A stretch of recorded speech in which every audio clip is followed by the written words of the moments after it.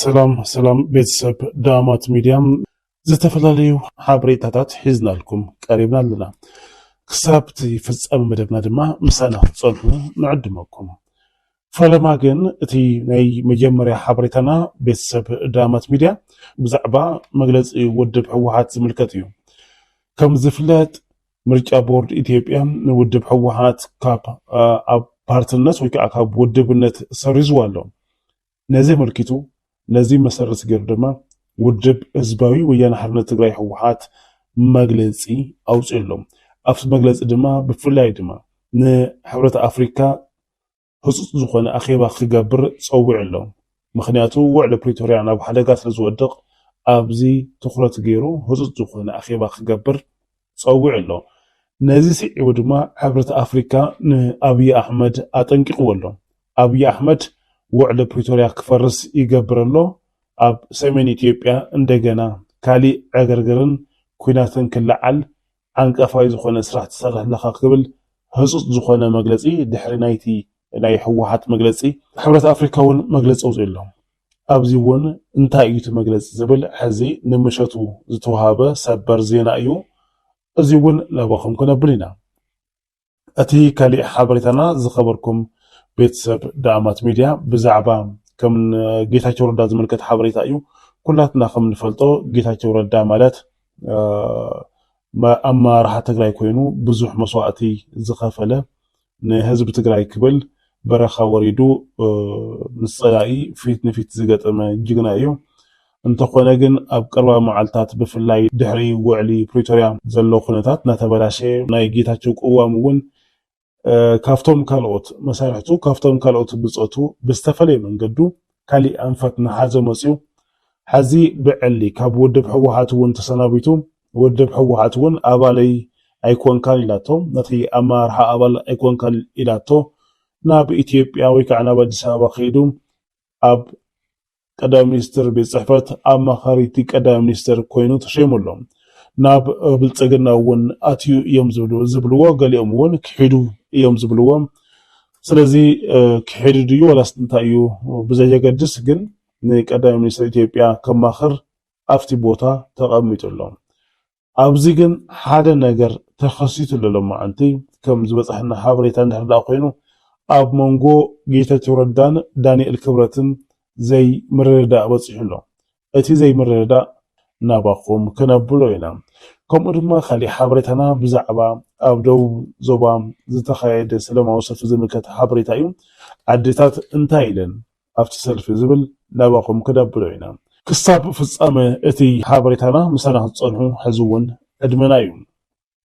ህወሓት ንውሳነ ቦርድ መረፃ ኢትዮጵያ ነፂግዎ ኣሎ ህጹጽ ፓነል ዘተክካየድ ድማ ፀዊዕ ኣሎ ቦርድ መረፃ ኢትዮጵያ ንህወሓት ካብ ውድብ ዘውረደሉ ወይ ድማ ዝሰረዘሎ ኣገባብ ከም ዘይቅበሎ እቲ ውድብ ገሊጹሎ እቲ ቦርድ ንሓደ ወገን ዘዳለወ ወገናዊ ውሳነ ብምውሳኑ እውን ነቂፍዎ ኣሎ ውድብ ህዝባዊ ወያነ ሓርነት ትግራይ ህወሓት ምስ ፌደራል መንግስቲ ብዝግበር ድርድርን ዘተን ፀገማት ንምፍታሕ ብተደጋጋሚ ሕቶታት ከም ዘቕረበት ዝገልጸ እቲ ውድብ እንተኾነ ግን ብዓንቃፋይነት መንግስቲ ፌደራል ከም ዘይተዓወተ እዩ ኣመልኪቱ ዘሎ ህወሓት ብወገናዊ ውሳነ ቦርድ ምርጫ ኢትዮጵያ ንውዕል ፕሪቶሪያ ኣብ ሓደጋ ከም ዘእተዎ ገሊጹሎ ንማሕበረሰብ ዓለም ንፌደራል መንግስቲ ከምኡውን ንመሸማገልቲ መልእኽቲ ኣመሓላሊፉሎም ካብቶም ዘሕለፎም መልእኽቲ ገሊኦም ክርኢ ከለና ድማ እቲ ናይ መጀመርያ ኣብ መንጎ መንግስቲ ፌደራልን ህወሓትን ህጹጽ ፓነል ዘተክግበር ፀቕጢ ክግበር ፀዊዕሎም ካልኣይ ባይቶ ፀጥታ ሕብረት ኣፍሪካ ነዚ ጉዳይ ኣብ ኣጀንድኡ ኣእትዩ ኣብ ዝቕፅል ኣኼብኦም ከዘራረበሉ ውሳነ ቦርድ ምርጫ ክግምግሞ ይግባእ ክብል እውን ዕላው ገይሩሎም ከምኡ ድማ ፌደራል መንግስቲ ውሳነ ቦርድ ምርጫ ኢትዮጵያ ከሰርዞን ፀቕጥን ክገብር ፀዊዕሎም በዚ መሰረት ድማ ሕዚ ኣማስዩ ሓደ ሰበር ዜና ወፂሎም እቲ ሰበር ዜና ድማ መግለጺ ሕብረት ኣፍሪካ እዩ ሕብረት ኣፍሪካ ድሕሪ ምስራዝ ህወሓት ህጹጽ ኣኼባ ባይቶ ፀጥታ ክካየድ ሓቲቱሎ ውድብ ህወሓት ንሕብረት ኣፍሪካ ኣብ ፀሓፉ ደብዳቤ ሕብረት ኣፍሪካ ህጹጽ ኣኺባ ውፅአት ተጸዊዑም ቅዋም ክወስድ ነይሩ ሕብረት ኣፍሪካ ድማ ህጹጽ ዝኾነ ደድሕሪ እቲ ናይ ቤት ጽሕፈት ህወሓት ወይ ከዓ ናይ ውድብ ህወሓት መግለጺ ወዲያው እዩ መግለጺ ኣውፅኢሎም እዚ ድማ ህጹጽ ኣኺባ ባይቶ ጸጥታ ክካየድ ሓቲትሎ ሕብረት ኣፍሪካ ሃገራዊ ቦርድ ምርጫ ኢትዮጵያ ንህወሓት ዘይሕጋዊ ፖለቲካዊ ውድብ ኢሉ ካብ መዝገብ ምእላይ ስዒቡ እቲ ሕብረት ስምምዕ ሰላም ፕሪቶርያ ኣብ ሓደጋ ከም ዘሎ ብምግላጽ እቲ ኩነታት ናብ ዝኸበደ ግጭት ቅድሚ ምብራኹ ህጹጽ ፍታሕ ክወሃቦ እውን ኣተሓሳሲቡሎም ሕብረት ኣፍሪካ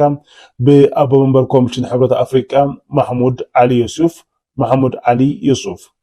ዓሊ ዩሱፍ ናብቲ ቤት ምኽሪ ኣብ ዝተለኣኸ ደብዳቤ ውሳነ ምርጫ ቦርድ ኢትዮጵያ ብግልጺ ጥሕሰት ስምምዕ ሰላም ፕሪቶርያ ምዃኑን ኣብ ሰሜን ኢትዮጵያ ዘላቒ ሰላም ንምምስራት ንዝግበር ጻዕሪ ዘዕንቅፍ ምዃኑን ገሊጹሎም እቲ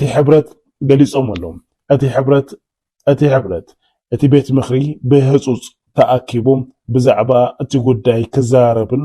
ግቡእ ስጉምቲ ክወስድን ድማ ኣተሓሳሲቡሎም ስለዚ እዚ እውን ሓደ ዓብይ ምዕባለ እዩ ናይ ሕዚ ምሸት ዝተሰምዐ ዓብይ ደስ ዝብል ምዕባለ እዩ ብፍላይ ሕብረት ኣፍሪካ ነቲ ናይ ውድብ ህወሓት ጻውዒት ተቐቢሉ ወዲያው ሽዑ እዩ መግለጺ ኣውፅኢሎ ከምኡ ድማ ንውሳነ ምርጫ ቦርድ ኢትዮጵያ እውን ኮኒንዎሎ ኣብ ሰሜን ኢትዮጵያ ሰላም ከምፅ ዘይኽእል እንደገና ናብ ካሊእ ጎንፂ ክወስድ ዝኽእል ውሳነ እዩ ክብል ነቲ ናይ ኢትዮጵያ ምርጫ ቦርድ ዝወሰነ ውሳነ ነቒፍዎሎ ናይ ኢትዮጵያ ምርጫ ቦርድ ብዘይካ ናይ አብይ አሕመድ ድጋፍ ከም ዘይውስን ግልጽ እኳ እንተኾነ አብይ አሕመድ ኣብዚ ጉዳይ እስካዕ ሕዚ ዝሃቦ መልሲ የለን ስለዚ ሕብረት ኣፍሪካ ናብ ቤት ምኽሪ ጸጥታ ኣብ ጽሓፎ ደብዳቤ ህጹጽ ዝኾነ ገምጋም ክካየድ እውን ሓቲቱሎም እዚ እውን ሓደ ዓብይ ምዕባለ እዩ ቤተሰብ ዳኣማት ሚድያ ስለዚ አብይ አሕመድ ኣብዚ ጉዳይ እንታይ እዩ ዝብል ዘሎ ውዕለ ፕሪቶሪያ ዝበሃል የለን እዩ ዝብል ዘሎ ስለዚ ውዕለ ፕሪቶሪያ የለን ማለት እንደገና ኩሉ ነገር ወይ ከዓ እቲ ምስ ህወሓት ዝተገበረ ፊርማ የብቅዕ ኣሎ ማለት እዩ ህወሓት ሌጂቲሜት ኣይኮነን እዩ ክብል ገሊጹ ዘሎ ስለዚ ኣይፈልጠካን እንድሕር ዳ ኢሉውን ህወሓት እዚ ማለት እቲ ኣብ ደቡብ ኣፍሪካ ዝተካየደ ናይ ሰላም ስምምዕነት ኣብ መንጎ ህወሓትን ኣብ መንጎ አብይ አሕመድን ወይ ከዓ ኣብ መንጎ መንግስቲ ኢትዮጵያን እዩ ኣብዚ ክሰማምዑ ከለው ክልቲኦም ዝፈረምዎ ስምምዕ ነይሩ እንታይ ዝብል ስምምዕ ክልቲኦም ነንሕድሕዶም ኣፍልጦ ክወሃቡ ከም ዝግባእ እዩ ዝድንግግ እቲ ናይ ፕሪቶሪያ ስምምዕነት እንተኾነ አብይ አሕመድ ወይ ከዓ መንግስቲ ኢትዮጵያ ብምርጫ ቦርድ ኣመኽንዩ ንህወሓት ሌጂቲሜት ኣይኮነትን ወይ ከዓ ሕጋዊ ኣይኮነትን ክብል ሰሪዝዎ ኣሎ ስለዚ ህወሓት ዝፈረምዎም ኩሎም ውዕልታት ውድቂ ይግበርሎ ማለት እዩ ኣብ ኩሉ ከባቢ ኣብ ደቡብ ኣፍሪካ ማለት እውን ኣብ ፕሪቶሪያ ዝተካየደ ወይ ከዓ ዝተገበረ ፊርማ ጥራሕ ዘይኮነ ኣብ ኬንያን ኣብ ካልኦት ኣብ አዲስ አበባን ኣብ ካልኦትን ዝተካየደ ናይ ፊርማ ስነ ስርዓት እውን እቲ ብውድብ ህወሓት ዝተካየደ ናይ ፊርማ ስነ ስርዓት ኩሉ ውድቂ ይኸውን ኣሎ ማለት እዩ ኩሉ ኢንቫሊድ ይግበርሎ ማለት እዩ ምክንያቱም ውድብ ህወሓት ሌጂቲሜት ኣይኮነትን ኢሉ ይወሲንዎ ዘሎ ስለዚ ብህዝቢ ትግራይ ስቃይ እዩ ዝጫወት ዘሎ አብይ አሕመድ ምባል ዝከኣል እዚ ናይ ህዝቢ ትግራይ ስቃይ ህዝቢ ትግራይ እስካዕ ሕዚ ናብ መረቦቱ ከይተመለሰ ኣብ ኬንዳ ንኸባቢ 4 ዓመት ብቁርን ብፀሓይን ብጥሜትን እናሞተ ሕዚ እውን ካሊእ ስቃይ ክዕድም ህዝቢ ትግራይ ብዘይ መሪሕ ውድብ ክተርፍ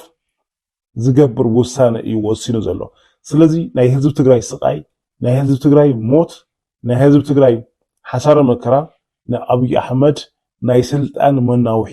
ወይ ከዓ ስልጣኑ መደልደሊ ገይሩ እዩ ዝሓስቦ ዘሎ ማለት እዩ ስለዚ ህዝቢ ትግራይ ብዘይ ህወሓት ወይ ከዓ ብዘይ እቲ ኣብ ደቡብ ኣፍሪካ ከይዱ ዝፈረመ ውድብ ዘይብሉ ወይ ከዓ ዝፈረመ ኣካል ዘይብሉ ህዝቢ ትግራይ እውን እቲ ናይ ፕሪቶሪያ ሰላም ስምምዕነት ተግባራዊ ከይግበር ዕንቅፋት ዝገብር እዚ ውሳነ እዚ ማለት እዩ ስለዚህ ኣብ ትግራይ ሕወሓት ዝበሃል ከይንቀሳቀስ እውን ክገብር ይኽእል እዩ ኣብይ ኣሕመድ ምክንያቱ ብምርጫ ቦርድ ኣቢሉ ሕጋዊ ይኮንካን ሰሪዘካ ኣለኹ እንድሕር ኢሉ ኣብ ትግራይ ሕወሓት ዝበሃል ከይንቀሳቀስ ክገብር ይኽእል እዩ ናይ ሕወሓት ኣባላት ዝበሃሉ ከይህልው እውን ክገብር እዩ ምክንያቱ ሕወሓት ዝበሃል ውድብ ኣይፈልጥን ሕወሓት ዝበሃል ውድብ ሰሪዘይ ኣለኹም እንድሕር ኢሉ ናይ ሕወሓት ኣባል ዝበሃል የለን ናይ ሕወሓት ገንዘብ ዝበሃል የለን ናይ ሕወሓት ንብረት ዝበሃል የለን ስለዚ ኣብ ትግራይ ድማ ሕወሓት ዝበሃል ውድብ ከይንቀሳቀስ ክገብር እዩ ማለት እዩ እዚ ጥራሕ ኣይኮነን እዚ ናይ ትግራይ ግዝያዊ ምምሕዳር ብውድብ ሕወሓት ብ50+1 ዝተጣየሸው ግዝያዊ ምምሕዳር እዩ ሕወሓት ዝበሃል እንድሕር ዘይሃልዩ ግዝያዊ ምምሕዳር እውን የለን ማለት እዩ ዘሻሚ ነገር የብሉን ምክንያቱ ሕወሓት የለን እንድሕር ኢልዎ እቲ ኣብ ደቡብ ኣፍሪካ ከይዱ ዝፈረመ ውድብ ሕጋዊ ይኮነ እንድሕር ኢልዎ እዚ ማለት ብቐጥታ ግዝያዊ ምምሕዳር ትግራይ እውን ይፈርስ ኣሎ ሕጋዊ ስለ ዘይኮነ ማለት እዩ እዚ ከዓ ቀጥታ ናብ ካሊእ ዕግርግር ናብ ካሊእ ስቃይን መከራን ዝወስድ ናይ ኣብይ ኣሕመድ ሽርሒ እዩ ማለት እዩ ኣብዚ ጉዳይ ክልቲኦም ውድባት ማለት ክልቲኦም እቲ ናይ ፌደራል መንግስቲ ይኹን ውድብ ሕወሓት ኣብ ደቡብ ኣፍሪካ ከይዶም ክፈራረሙ ከለዉ ውድብ ሕወሓት ንብልፅግና ወይ ከዓ ንመንግስቲ ኢትዮጵያ ንክፅውዕ ኣፍልጦ ክህቦ መንግስቲ ኢትዮጵያ ድማ ንሕወሓት ካብቲ ግብረ ሸባርነት ከልዕሎ እቲ ካሊእ ስማስም ዝህቦ ነበረ እውን ክገድፎ ኣፍልጦ እውን ክህቦ እዩ እቲ ፊርማ እንተኾነ መንግስቲ ኢትዮጵያ ንሕወሓት ኣይፈልጠካን እየ ክብል ግልጽ ዝኾነ ኣዋጅ ኣውጅ ኣሎ ሰሪዝዎ ኣሎ ካብ ናይ ውድብ መንቀሳቐስ ሰሪዝዎ ኣሎ ወይ ከዓ ሰሪዘየ ኣለኹ ክብል ገሊጹ ኣሎ እዚ ማለት ውድብ ሕወሓት እውን መንግስቲ ኢትዮጵያ ዝበሃል ኣይፈልጥን ናይ ምባል መሰል ኣለዎ እዩ ማለት እዩ ክልቲኦም እዮም ተፈራሪሞም ክልቲኦም እዮም ነንባዕልና ኣፍልጦ ክንወሃብ ኢና ኢሎም ፈሪሞም ስለዚ ተሓደ ነቲ ሓደ ኣይፈልጠካን ክብሎ ከሎ ተሓደ ድማ እንተሓደ ኣነ ከዓ ኣይፈልጠካ እየ ክብሎ ይኽእልን ኣነ እውን የፈልጠካን ይኽብሎ ስለዚ ውድብ ሕወሓት እውን ንመንግስቲ ኢትዮጵያ ወይ ከዓ መንግስቲ ኣብይ ኣሕመድ ፌደራል መንግስቲ ኣይፈልጠካን ናይ ምባል ሙሉእ ዝኾነ መሰል ኣለዎ በዚ እዩ ድማ እዚ ናይ ፕሪቶሪያ ስምምዕነት ኣብ ሓደጋ ይወድቕ ኣሎ ዝበሃል በዚ ምክንያት እዩ እዚ ሕብረት ኣፍሪካ እውን ነዚ እዩ ኣፅንኦት ሂቡ ውዕሊ ፕሪቶሪያ ክፈርስ ምርጫ ቦርድ ኢትዮጵያ ግደ ይፃወት ኣሎ ክብል ነቂፍዎ ዘሎ ማለት እዩ በዚ እውን እዩ ህፁፅ ዝኾነ ኣኼባ ቤት ምክሪ ፀጥታ ክእከብ ፀዊዕዎ ዘሎ በዚ እንድሕር ዳ ቀፂሉ ክልቲኦም ኣካላት ናብ ኩናት ዘየምርሕሉ ወላ ሓንቲ ምክንያት የለን በዚ መሰረት እንድሕር ዳ ቀፂሉ ናይ መንግስቲ ኢትዮጵያ ውሳነ በዚ ናይ ምርጫ ቦርድ ኢትዮጵያ ሂብዎ ዘሎ ዘይፍትሓዊ ዝኾነ ዘይትክክል ዝኾነ ውዕሊ ፕሪቶሪያ ብዝፀባእ ውሳነ እንድሕር ዳ ተቐቢልዎ ብቐጥታ ምስ ውድብ ሕወሓት ናብ ኩናት ይኣትውሎ ማለት እዩ ውድብ ሕወሓት ከምቲ ዝተፈረመ ፊርማ እውን እንድሕር ዳ ኮይኑ እቲ ሰራዊት ናይ ትግራይ ናይ ውድብ ሕወሓት ዕጡቕ እዩ ተባሂሉ ዘሎ ኣብቲ ፊርማ እውን ናይ ፕሪቶሪያ ስምምዕነት እውን ከምኡ ተባሂሉ ተፈሪሙ ዘሎ እዚ ማለት ከዓ ውድብ ሕወሓት ሰራዊት ሒዙ ናብ ካሊእ ውግእ ክኣቱ እዩ ማለት እዩ ህዝቢ ትግራይ ኣብ ሓደጋ ካብ ዝኣቱ ንህዝቢ ትግራይ ስቃይን መከራን ክነዋሕ ፌደራል መንግስቲ ካብ ወሰነ ናብ ኩናት ዘየምርሕሉ መንገዲ ወላ ሓንቲ መንገዲ የላ ስለዚ እዚ እውን ዕፅው ይኮነን ማለት እዩ ሕወሓት ሕዚ መተንፈስ እውን ዝረኸበት ትመስል ብዙሓት ሰባት እውን ነዚ እዮም ዘራጉዱ ዘለው ሕወሓት ካብቲ ኣትያቶ ዝነበረት ናይ ፕሪቶሪያ ቀያዳይ ዝኾነ ስምምዕነት ግን ከዓ ውድብ ሕወሓት ክፍፀም ኣለዎ እናበለት ዝመፀት ናይ ውዕሊ ፕሪቶሪያ ፊርማ ሕዚ መተንፈሲ ረኺባ ትመስል ምስ ደስ ዝበላ ስምምዕ ክትፈፅም መሰላ እዩ ማለት እዩ ምክንያቱ መንግስቲ ኢትዮጵያ ኣይፈልጠክን ኢልዋ ኣሎ ኣይፈልጠክን እንድሕር ዳ ኢልዋ መንግስቲ ኢትዮጵያ ወይ ዝገብሮም ሕግታት ኣይተቐበልን ዘውርዶም ሕግታት ክትቕበል ኣይትኽእልን ምስ መንግስቲ ኢትዮጵያ ዝፈረመቶ ፊርማ እውን ናይ ምኽባር ግዴታ ይብላ ስለዚ ውድብ ሕወሓት ምስ ካሊእ ምስ ደስ ዝበላ ምስ ይዋፀኒ እዩ ዝትብሎ ሓይሊ ናይ ምሽራኽ ወይ ከዓ ናይ ምምሕዛው መሰላ ሕልው ይኸውን ኣሎ ማለት እዩ መተንፈስ ተረክብላ ማለት እዩ እዚ ማለት ምስ ኤርትራ እውን ክትራኸብ ትኽእል እያ ምስ ኤርትራ እውን ሓቢራ ጽምዶ ክትፈጥር ትኽእል እያ ምስ ግብጽ እውን ክኾን ይኽእል ስለዚ ኣብዚ ክሕደት ሃገር ኣብዚ ኻሊእ ባንዳነት ዝበሃል ክሰርሕ ይኽእልን ኮነ ተባሂሉ ብብልጽግና ወይ ከዓ ብመንግስቲ ኢትዮጵያ እዩ እዚ ነገር እዚ ክፍጠር ዝስራሕ ዘሎ ህወሓት ድማ መተንፈሲ ካብ ረኸበት ምስ የዋፀኒ ትብሎ ምስ ንህዝበይ ንትግራይ ክጠቕመኒ ይኽእል ትብሎ ውሳነ ክትውስን ትኽእለሉ መንገዲ ወይ መተንፈስ መንገዲ ዝረኸበት ትመስል ማለት እዩ ስለዚ እቲ ሕጊ ዘይቕይዳ እንድሕር ኮይኑ ከምቲ ዝተባሃልናዮ ምክንያቱ ኣብቲ ሕጊ ኣብቲ ናይ ፕሪቶሪያ ስምምዕነት እውን እንታይ ዝብል ክልቲኦም ኣካላት ምስ ዝኾነ ይኹን ናይ ደገ ሓይሊ ብዘይ ፍቃድ ብዘይ ኣፍልጦ መንግስቲ ኢትዮጵያ ክራኸቡ ኣይኽእሉን እዩ ዝብል በዚ ድማ ህወሓት ምስ ዝኾነ ኣካል ዲፕሎማስያዊ ስራሕ ከይትሰርሕ እዚ ፊርማ እዚ ኣሲርዋ ይጸኒሑ ሕዚ ግን ህወሓት የላን ኢሉ ብግልጽ ካብ ኣወጀ ውዕለ ፕሪቶሪያ እውን ዝፈረመ ኣካል የለን ማለት እዩ ብልጽግና ኮይኑ ክፍርሞ ይኽእልን እቲ ካልኣይ መፋርምቱ የለን ብህይወት የለኻን ኢልዎ ኣሎ ብህይወት የለኻን ማለት እቲ ዝተፈረመ ኩሉ ውድቂ ይኸውን ኣሎ ማለት እዩ ስለዚ ብህይወት ዘየለ ብህይወት ንሃለይ ዝፈረሞ ፊርማ እንድሕር ደኣ ብህይወቱ ዘየለ ኮይኑ ድሓር እቲ ፊርሙ ውድቂ ይኸውን ኣሎ ወይ ከዓ ኢንቫሊድ ይኸውን ኣሎ ማለት እዩ ስለዚ እዚ ብዙሓት ተጋሩ እውን እንታይ እዮም ዝብሉ ዘለዉ ሕዚ እዚ ጉዳይ እዚ ናብ ረብሓና ዘይንቕይረሉ መንገዲ የለን ካሊእ መማረፂ ንኣልሽ ህዝቢ ትግራይ ካብዚ ሕዚ ዘለሉ ስቃይን መከራን ዝወፀሉ መንገዲ ካሊእ መንገዲ ንኣልሽ ካብ ኢትዮጵያ መንግስቲ ተስፋ ቆሪፅና ኣለና ናብ ናይ ረብሓና ንቐይሮ እቲ ናይ ኢትዮጵያ ውሳነ ወይ ከዓ ናይ ምርጫ ቦርድ ሂቦ ዘሎ ውሳነ ናብ ረብሓና ንቐይሮ ክብሉ እዮም እናገለጹ ዝርከቡ ስለዚ ምስ ዝኾነ ኣካል ውድብ ህወሓት ምስ ዝኾነ ኣካል ሓቢሩ ኣንጻር እዚ ኣይፈልጠካን እየ ዝበሎ ስርዓት ክገጥም ይኽእል እዩ ማለት እዩ ምክንያቱ ዝፈረሞ ዝኣተወ ውዕሊ የለን እንድሕር ሕጋዊ ኮንካ ተባሂሉ ውዕሊ ፕሪቶሪያ ዝፈረሞ ኣካል የለን ሞይቱ እዩ እንድሕር ተባሂሉ ውድብ ህወሓት ምስ ዝኾነ ኣካል ሓቢሩ ኣንጻር እዚ ኣይፈልጠካን እየ ዝበለ ስርዓት ክገጥም ይኽእል እዩ ማለት እዩ እቲ ካሊእ ብዛዕባ ኣብ ዞባ ደቡብ ትግራይ ዝተኻየደ ሰልፊ ዝምልከት ሓበሬታ እዩ እዚ ኣብ ዞባ ደቡብ ትግራይ ዝተኻየደ ሰልፊ ብፍላይ እኖታት ራያ ብምህልላይ ኣሕሊፈኖም እቲ ተፀውዒ ዝነበረ ሰልፊ ኣንጻር እቲ ብዶክተር ደብረጽዮን ኣብ ሰሙን እዚ ዝተወሃበ መግለፂ ወይ ከዓ ዝተገበረ ቃለ ምሕተት ኣመልኪቱ ናብ ዞባ ደቡብ ክንኣቱ ኢና ኣብ ዞባ ደቡብ ዘሎ ኩነታት ብናይ ውድብ ድርሻና كنمعاري نعم تلزبله لذي عمل كيتو ايوبتي زوا محداري مالتون هفت خيروس تصوع السلفي انت هنا عدتات رايا ناب مهللا يناتيا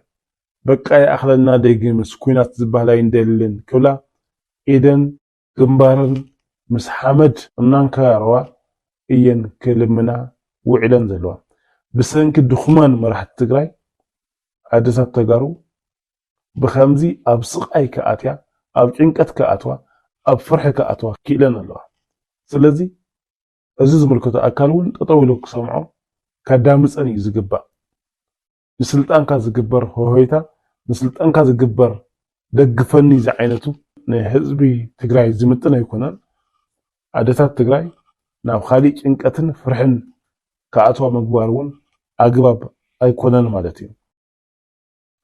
كمتي أب سكرين رياضنا عدتات رايا تريوان لهم بجنبارنا يقري بيدنا يقري مسمرتنا تفحقا مسمرتنا تجاجوا حمد ففونا ولا إين زلمنا زلوا نما راح تقرأ ون يلمن أملوا نفتاري أنون سلام كوردلن ديجي مسي أهلنا تزخفلنا يقدم حزي أكل كبلائين صوعت النقرة وعلن زلوا كبرات بيتسبدا أمات ميديا أتخالي بزعبا ناي جيتاش ردان ناي رضوان حسين زملكات حابريتاي أزو قداي قدموا يلو تسمعني ريو حزد ما تحابريتا كان بحدش بصحنا له أب مانجو جيتاش ردان أب مانجو دانيال كبرتن فللي تفطر له زي مكداو تفطر له كسمعمو يكالو سلازي دانيال كبرت انت خوي يسوقي زلو እንደ حدا إلنا كم أتي حبريتا ጌታቸው ረዳ ኣብ ቀዳማይ ሚኒስትር ቤት ጽሕፈት ኣማኻሪ ቀዳማይ ሚኒስትር ኮይኑ ተሸይሙ ስለ ዘሎ ኣቶ ወይ ከዓ ዲያቆን ኣነ እኮ ኣቶ እዩ ዝብሎ ዲያቆን ዳንኤል ክብረት ትኩረት ክስእን ይኽእል እየ ጌታቸው ረዳ እውን ኣብ ልዕለይ ዝተፈላለዩ ስራሕቲ ክሰርሕ ይኽእል እዩ ዝተፈላለዩ ሕማቃት ነገራት ክገብር ይኽእል እዩ ብስሩ እውን ኣነ ትኩረተይ ክንእስ እዩ ብኣብይ ኣሕመድ ዘለኒ ተቐባልነት እውን ብጣዕሚ ክወርድ እዩ ዝብል ስግኣት ሓዲርዎ ኣሎ ምክንያቱ ናይ ኣብይ ኣሕመድ ዋና ፀሓፋይ ጽሑፍ መርቀቃይ ዝህቦም መግለጽታት ኩሎም መመላኽዒ ወሃቢ ቃል ደርጋ ኮይኑ ዝነበረ እዚ ዳንኤል ክብረት ዝተባሃለ ዲያቆን ዘይኮነ ዲያቆን ዝበሃል እዚ ሕዚ ግን ጌታቸው ኩላትና ከም ንፈልጦ ንወሃቢ ቃል ዝምጥን ሰብ እዩ ንወሃቢ ቃልነት ዝተፈጠረ ዓይነት ሰብ እውን እዩ ኣማኻርነት ቀዳማይ ሚኒስትር ኮይኑ ምስ ተሾመ ናይ ዳንኤል ክብረት ስግኣታት ብጣዕሚ ሰማይ ስለዘዕረጉ ኣብ ክልቲኦም ጎንፂ ተፈጢሩ ኣሎ ተባሂሉ ኣሎ ንጌታቸው ረኺቡ ብኣካል ኣብቲ ቤት ጽሕፈት ቀዳማይ ሚኒስትር ብኣካል ረኺብዎ እዩ ብኣካል ረኺቡ ግን ዳንኤል ክብረት ሰላም ከይበሎ እዩ ናብ ኦፊሱ ኣትዩ ተባሂሉ ዘሎ ማለት እዩ ስለዚ እቲ ኣብ መንጎኦም ዘሎ ወጥሪ ሕዚ እውን እናገደደ ይኸይድ ከም ዘሎ እዩ እቲ ዝረኸብናዮ ሓበሬታ ዘመላኽት ቤተሰብ ዳኣማት ሚድያ ንዝነበረኩም ጸኒሒት ብልቢ ነመስግን ብቐጻሊ ብኻሊእ ሓበሬታ እስካዕ ንራኸብ ሰላምን ጥዕናን ንዓኹም ተመኒና ሰላም